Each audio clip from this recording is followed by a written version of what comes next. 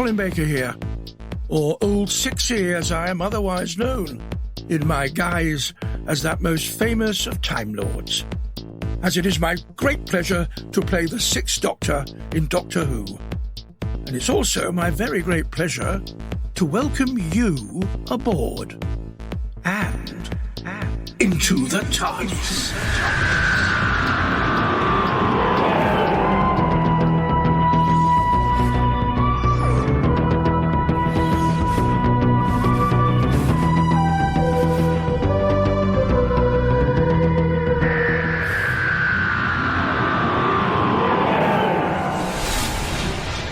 I played the Doctor on television in the 1980s, and now for almost 25 years I've been the Doctor in audio drama productions, officially licensed by the BBC and beautifully made by Big Finish Productions.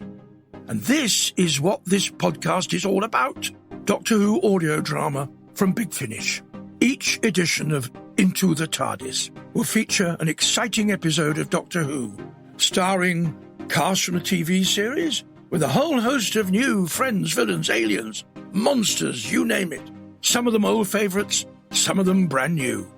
In this edition, I get to showcase my own incarnation as Old Sixy. A classic Doctor comes face to face with a species from New Who, the Judoon. Wonderful word, Judoon. Here's a taste of what's to follow. Doctor Who. Classic Doctor's new monster.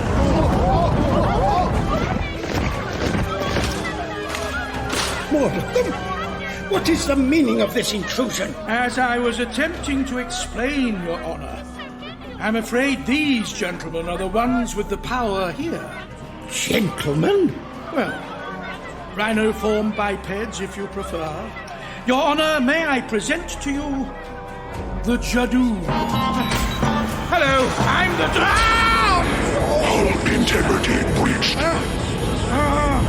Who are you? My name is Jonathan Jaggers, Esquire. Eliza Jenkins, known to the public as Thomasina Thumb. Thomasina Thumb? On account of my size, dopey. Oh, yes, I guess that. No, what I mean is... Oh, I'm still at the circus. I should hope so, dressed like that. You're Mr. Jagger's new clown, ain't ya? Well, let's hope 19th century England is ready for the Judoon. Get your hands off me! You charge assault, sentence raised to execution. A mirror is a powerful thing in the right hands. They're leaving. For good? While Kaibo remains free, no, they'll be back. Thank you, Doctor. It is good to be unshackled. I am well versed in the vagaries of the English legal system. In fact, I went into it in some detail when I was a younger man. Anyway, I shall represent you. Classic Doctor's new monsters. Big Finish. We love stories. Coming up, a story that takes us into court in Victorian England. Has the Doctor really become a clown in a circus? And just why did a dedicated Judoon officer, Captain Kaibo, desert his post? Did he kibosh it? And why is the Doctor paying so much attention to his fob watch, so he can't be fobbed off? I'll be back after all of that with a look behind the scenes, so see you on the other side as classic Doctor Who meets New Who in part 1 of Judoon in Chains.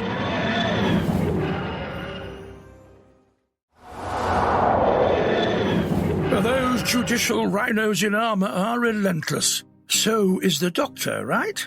Are he and his new friends out of time?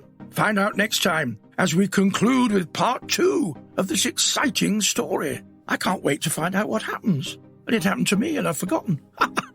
Now, before we hop back into the vortex, this is what I said about the story back in the day. I better listen to it myself. You see, I don't think of classic series and new series. I think as soon as something's in the canon, then it's all one homogeneous thing for me. So until it was pointed out that it was a novelty, I wouldn't, if you'd just said, oh, we're doing one with the Judoon, I wouldn't have been surprised, because I think of Judoon as being in Doctor Who. But I realise now, of course, that this is possibly a first.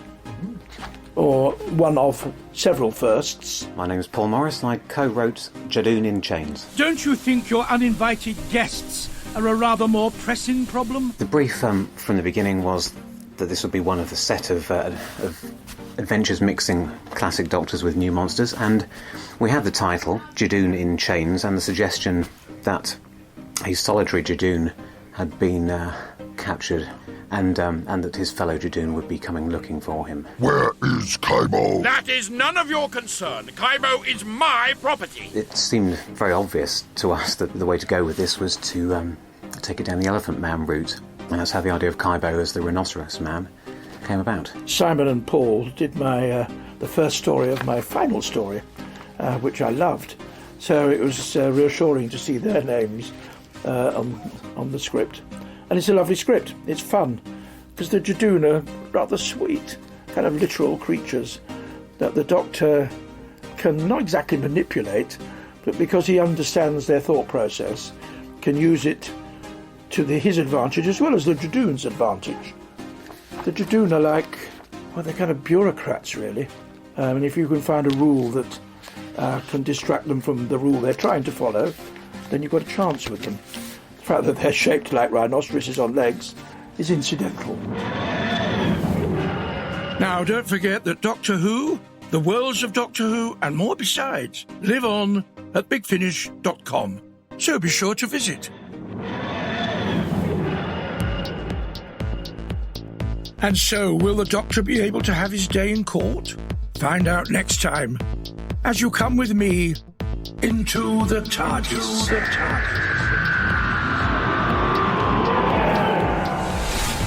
You've been listening to Into the TARDIS, hosted by me, Colin Baker, and produced by Ian Meadows. Supervising producer was Lizzie Wursdell, and executive producers are Nicholas Briggs and Jason Haig-Ellery.